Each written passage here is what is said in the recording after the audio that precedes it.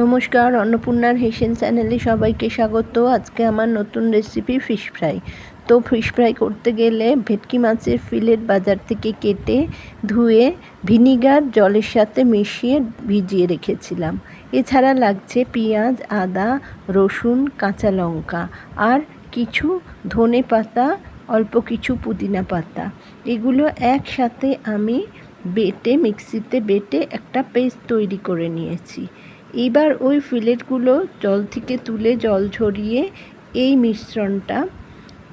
মিশ্রণটা দিয়ে ভালোভাবে মাখিয়ে নিয়েছি ওই মাছগুলোতে। এছাড়া দিয়েছি নুন, গোলমরিচের গুঁড়ো আর একটা ডিম ফেটিয়ে এটাতে ভালোভাবে মাখিয়ে এটা আমি ম্যারিনেট করে কিছুক্ষণ ঢাকা দিয়ে রেখে দেব। তো দেখো, এতে ওই মশলাটা দিয়ে দিয়েছি, নুন দিয়ে দিয়েছি, গোলমরিচ দিয়ে দিয়েছি।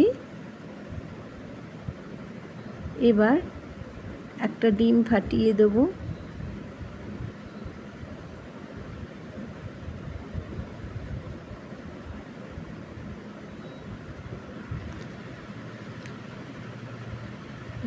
এবার একটা ডিম ফাটিয়ে এতে ভালো করে মাখিয়ে দেবো আর মাখিয়ে রেখে দেবো কিছুক্ষণ। আর একটা পাত্রে আমি নেব বিস্কুটের গুঁড়ো। এবার কিছুক্ষণ রাখার পর ওটাকে তুলে নিয়ে এইবার মাছগুলোকে ওই বিস্কুটের গুঁড়োর মধ্যে দিয়ে এপিট ওপিট করে মশলা মাখিয়ে ভালো করে একটা শেপ দিতে হবে। সেই শেপটা দিতে গেলে দেখো, আমি মশলাগুলো মাখিয়ে নিয়ে একটা পাত্রে তুলে নেব, কোনো ট্রে বা কোনো বোর্ডের ওপর তুলে নেব। নিয়ে ছুরি দিয়ে সাইডগুলোকে চেপে চেপে চৌকো চৌকো শেপে গড়ব ফ্রাইগুলো। দেখো আমি কিভাবে গড়ছি, এইভাবে তোমরাও গড়ে নেবে। আরেকটা কথা, তোমাদের এই ফ্রাই খেয়ে পছন্দ হলে করে দেখো, খেয়ে ভালো লাগলে আমার ইউটিউব চ্যানেলটা সাবস্ক্রাইব করো, লাইক করো, শেয়ার করো আর আমার ফেসবুক পেজটাও ফলো করে দিও, তো আরও নতুন নতুন রান্না পেতে। তো দেখো, আমি এইভাবে গড়ে নিয়েছি ফিশ ফ্রাই। এইভাবে একটা একটা করে প্রত্যেকটা ফ্রাই গড়ে এটা কিছুক্ষণ আমি ফ্রিজের মধ্যে রেখে দেবো। এটাকে শক্ত হতে দেবো যাতে ভাজলে এগুলো না নরম হয়ে বেরিয়ে যায়। তো দেখো, আমার সব ফ্রাইগুলো গড়া হয়ে গেছে। এবার আমি ফ্রাইগুলো ভাজবো।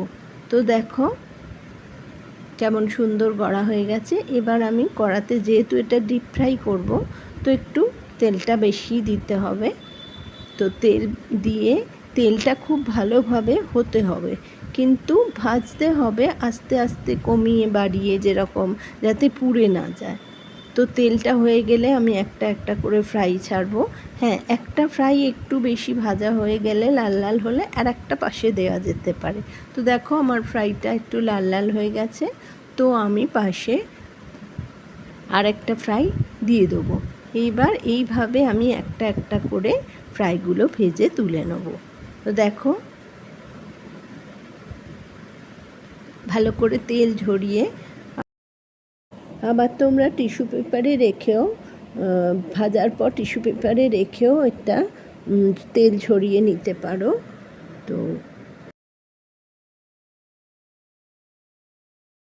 তো আমি ফ্রাইগুলো ভেজে একটা পাত্রে তুলে নিয়েছি। দেখো, সব ফ্রাই ভাজা হয়ে গেছে। এবার খাবার পালা। তো এগুলো টমেটো সস, কাসুন্দি দুটো দিয়েই খাওয়া যেতে পারে, যেমন আমি দিয়েছি। তো এবার খেয়ে তোমরা দেখো, দেখে আমাকে জানাও, কমেন্ট সেকশানে কমেন্ট করো কেমন খেলে, কেমন হয়েছে। তো চলো, আবার আসছি অন্য কোনো রেসিপি নিয়ে। আজকের মতো টাটা।